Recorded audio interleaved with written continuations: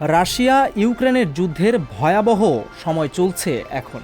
দুই দেশের রাজনৈতিক পরিস্থিতিও বেশ নাজুক অবস্থায় পৌঁছেছে। যুদ্ধের কারণে তৈরি হওয়া সংকটেও ইউক্রেনের জন্য রয়েছে খুশির খবর। দীর্ঘদিনের অপেক্ষার অবসান শেষে আগামী সপ্তাহে ইউক্রেনকে আব্রামস ট্যাঙ্ক পাঠাচ্ছে যুক্তরাষ্ট্র।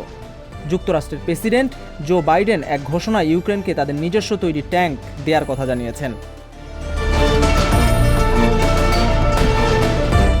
বৃহস্পতিবার ২১ সেপ্টেম্বর ইউক্রেনের প্রেসিডেন্ট জেলেনস্কির সাথে এক বৈঠকের পর এ ঘোষণা দেয় বাইডেন। আগামী সপ্তাহে এই ট্যাঙ্কের প্রথম চালান ইউক্রেনে পৌঁছাবে।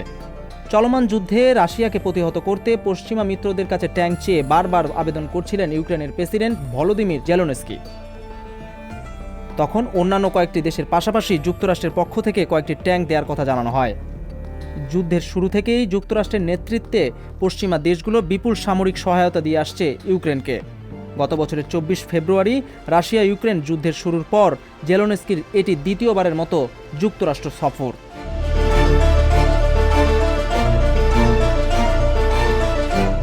M1 আব্রামস ট্যাঙ্কটি বর্তমানে রাশিয়া ইউক্রেন যুদ্ধের ব্যবহৃত ট্যাঙ্কের চেয়ে অনেক বেশি শক্তিশালী। এর আগে মার্কিন প্রতিরক্ষা কর্মকর্তারা জানিয়েছিলেন আব্রামস ট্যাঙ্ক ইউক্রেনকে দিলে পর্যাপ্ত যন্ত্রাংশ, জ্বালানি ও গোলাবারুদের জটিলতার কারণে তাদের জন্য এটি খুব বেশি সুফল আনবে না।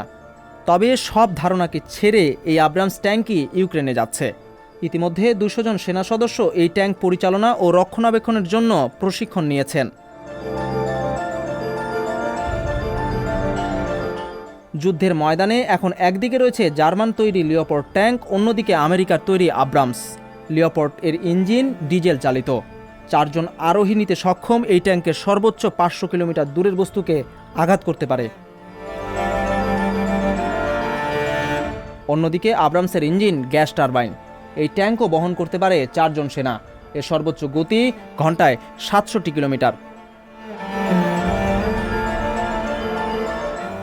নতুন ট্যাঙ্ক নিয়ে ইউক্রেনের প্রত্যাশা অনেক। তারা ভাবছে এই ট্যাঙ্কটি তাদেরকে যুদ্ধের মাঠে অনেকটা সহযোগিতা করতে পারবে। তাছাড়া যুদ্ধকে গতিশীল করতে বাইডেন $৩৫০ মিলিয়ন সহায়তার অনুমোদন দিয়েছেন।